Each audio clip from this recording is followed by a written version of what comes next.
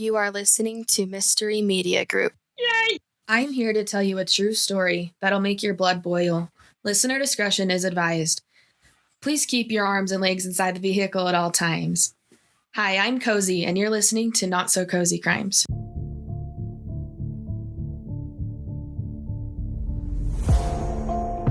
What's the address of your emergency? I'm actually camping in Ledward. Just outside of Ledward. My 2-year-old son, we can't find him. How long has he been missing? About an hour. Yeah. Are you by water? Yes. Do you know which campground you're in? It's Stone Reservoir, Timber Creek. Stone Reservoir? Yeah, or Timber Creek. Hold on. We need search and rescue. Friday, July 10th, 2015, in Salmon Chalice National Forest, Jessica Mitchell called 911 at 2:28 p.m. to report her 2-year-old son, DeOrr Jr., missing. On July 9th, the family left their home in Idaho Falls and set out for what was supposed to be a fun family camping trip. The trip consisted of Grandpa Bob, Bob's friend Isaac, Jessica Mitchell, her fiancé DeOrr Sr., and their 2-year-old son, DeOrr Jr. We're going to call DeOrr Sr. Vernal because that is what his family called him, and so we don't get the two DeOrrs confused. I originally heard this story because it happened pretty close to where I live, and it was a big thing going on not that long ago when I was actually starting to get into the true crime stuff, so I kind of followed the case a little bit. But the case is crazy confusing just because so many things happened and the story just doesn't add up. So here's the story of what happened to, well, what they say happened to DeOrr Jr. Isaac decided to go fishing on his own. Jessica and Vernal went fishing somewhere else. DeOrr Jr. was left at the campsite with his great-grandpa Bob. Jessica and Vernal got back to the campsite in the early afternoon, but DeOrr Jr. was not there. He was supposed to be there playing with Grandpa Bob. Jessica, frantic, asks Bob, "Where is DeOrr?" And Bob immediately says, "What do you mean? I thought he went fishing with you guys." Jessica, Vernal, and Bob searched around the campground for about an hour. They decided to check all the nearby areas before calling 911, but right away, a search and rescue team was sent out to help search for the missing DeOrr Jr. When Jessica left DeOrr, he was wearing blue pajama pants, loose cowboy boots, and a camel print jacket. The sheriff was pretty confident that they would find DeOrr and assured Jessica that when kids as young as DeOrr go missing or wander off, they are usually not that far, and about 75% are found within a fifth of a mile. The search and rescue team searched the creek first, as that is where a kid could possibly drown. However, they found absolutely no sign of him there. Drowning was not completely off the table, as that was not the only body of water near the campground. They are now concerned with Stone Reservoir, so they send out a search and rescue team along with a dive team to go search that area. Just like the creek, they didn't find anything. 12 hours, 172 searchers later, along with a helicopter and some canines, it started to get really dark and they had to end the search for the night. The next day, they started up and early for another full day of searching for 2-year-old DeOrr. For some reason, law enforcement suspended volunteer searchers just after 48 hours. A press release later confirmed that they did not want any volunteers to get lost or hurt in this large search area. That is why they are no longer allowing volunteers to help. Around the same time, tracking canines picked up on a scent. The scent was near Stone Reservoir. Unfortunately, the search and rescue area was actually contaminated.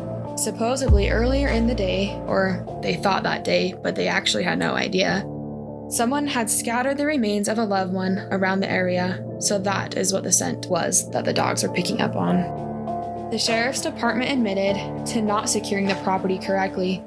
Knowing this led them in the wrong direction and wasted precious time. Every second counts when looking for a missing child. They started to think of other scenarios as there was no sign of DeOrr anywhere. The scenarios included wild animals or maybe an abduction. The wild animals scenario got ruled out very quickly as they would have found some sort of remnants of clothes or maybe some blood, but there was none of that nearby. On July 30th, FBI offered their assistance. The family also heard from a private investigator named Frank, and Frank offered his assistance. Frank set up his own tip line and started interviews right away. After a week of Frank's help, the only possible theory was that DeOrr was kidnapped. The whole time, police never really thought of kidnapping as a possibility because there's only one road in and one road out of Timberlake Campground. Cars, ATVs, everything that would have made kidnapping a possibility made noise, and the family had already told investigators that they never heard anything like that on the one road in or out. And it was very unlikely that a kidnapper had not used an ATV or car and took off on foot. Even though the police don't think this is a huge possibility, Frank assures him that this is a strong theory, and he even had a suspect. The morning of DeOrr's disappearance, Jessica and DeOrr had run to the local grocery store, and Jessica tells Frank that there was a creepy old man staring at her and DeOrr. The man was creepy enough that it made her very uncomfortable, and she even left the grocery store early. She described him as being in his late 50s with long white hair that curled at the bottom. Jessica even said she noticed he drove a black Jeep Rubicon. Frank's tip line got a call from a woman in the local area. This woman had taken her kids out on a hike when she saw a man looking at them. She said he was looking too closely at her kids. Her description of the guy matched the same description as a creepy guy Jessica had seen at the grocery store, right down to the black Jeep Rubicon. Frank shares this story and this information with police and the FBI. They take it seriously and hope that this is the breakthrough that might solve this case. They find the owner of this Jeep Rubicon and bring him in for questioning. He said, "Yes, I am friends with the manager of that local grocery store. However, I was not there the day that DeOrr went missing." And he even had an alibi that checked out. So now investigators felt like they were back exactly where they had started. Jessica and Vernal stay cooperative and even agree to take polygraphs. As months pass by, Jessica and Vernal and the town do a great job at keeping the case in the public eye. In the middle of September, social media exploded when a picture of a little boy was found in California. This little boy was missing and happened to look a lot like DeOrr. His age and height and everything added up. The Idaho police made the call to Orange County. Unfortunately, before the police had even called, the boy had been claimed and was reunited with his frantic mother. After just 6 weeks of working on DeOrr's case, Frank up and left. Jessica and Vernal had to hire another PI. This new PI's name was Philip. In January, Frank, the old PI, posted his resignation letter online. This made social media explode once more. I'm gonna post audio of that letter here, and you might recognize the voice as Britt from Crime Junkie. I was very excited when Crime Junkie did this episode because I'm a huge Crime Junkie fan and I was very familiar with this case. I could only find somebody else reading this on YouTube, and his voice was not nearly as nice as Britt's. So here's Britt from Crime Junkie reading that letter that Frank had posted online of why he left the case, and this is why social media exploded. Dear DeOrr and Jessica, as I previously informed you today via my text to your cellular telephone at 8:31 a.m., I am withdrawing from the investigation because of circumstances beyond my control, including but not limited to a breach of trust on your part concerning your refusal to allow me to make this case national. I am perplexed as to why you did not want me to advertise the $20,000 award. I was willing to put up personal funds in the hope that the public could provide information leading to the whereabouts of your son. When I agreed to assist you, I informed you that I would work for my out-of-pocket expenses. I was willing to forego my normal hourly fee. My stipulation was that both of you would be absolutely truthful. I told both of you that if I felt that you were not telling the truth, stalling me, or otherwise misleading me, that I would withdraw from the investigation.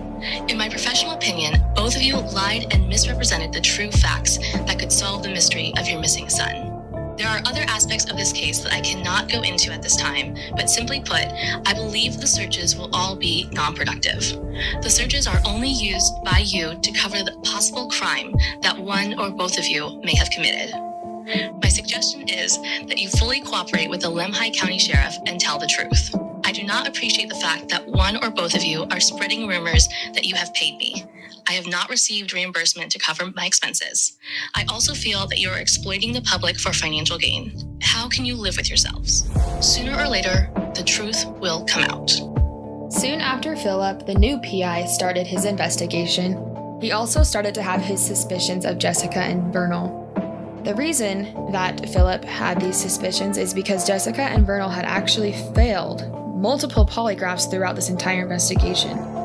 Vernal became extremely defensive and lied to Philip about his polygraph results. I'm going to insert a clip of Vernal talking to one of Philip's team members. Why did you lie to me about your polygraph test? Because that's what I was told. Check Dare's interview. That's his exact words were, it's inconclusive, but I'd say it's an inconclusive pass. Where his exact words to me? I never lied to anybody. Okay, because when completely different, that they told you that you absolutely failed with deception. Welcome to Idaho, sweetheart. That's how this works now. So you're saying I don't need it until proven innocent with everybody. Philip is then fired from the case by Vernal right after this conversation. Even though Philip is not working with the family, he continued to look into this case. January of 2016, police agreed with Philip and Frank's suspicions, and they finally made Jessica and Vernal suspects in DeOrr's case. They decided this because their stories to police and the FBI had kept changing. Every time they told their story, it was different. Not small changes, but very big, contradicting changes. They also point out that the only person whose story had not changed was Isaac, and Isaac was the only non-family member. Even Bob, the grandpa, had contradicting stories. Like one time he told investigators that DeOrr was off to the side playing and then all of a sudden disappeared. But if you remember, in his original statement, Bob said he had no idea and he thought that DeOrr was with his mom and dad. Was this him lying and being manipulative? Or was this just because he was old and had a bad memory? We'll never know. Philip comes forward and says that Jessica made a comment after a meltdown about knowing where DeOrr's body was. This turned into a possible homicide case. Philip is not anyone at the time who can do anything, but that is a huge accusation to make. Jessica does deny saying this to anyone, however the police offer her an immunity deal in exchange for telling them where DeOrr is. July 2016, 1 year after DeOrr goes missing, Philip posts a long report on Facebook. In this report, he claims that him and his team had searched the old apartment that Jessica and Vernal had lived in Idaho Falls. They found all the clothes that Jessica had told the police that DeOrr was wearing when he went missing: blue pajama bottoms, a camo jacket, and loose cowboy boots. Did DeOrr even make it to the campground? No one ever even saw him there except for his family, whose stories had been changing. They even asked Isaac, the only person whose story had not changed, but Isaac does swear that DeOrr was there. This is all one big jigsaw puzzle. What happened to DeOrr Kunz Jr.? This is a production of Mystery Media Group. Yay!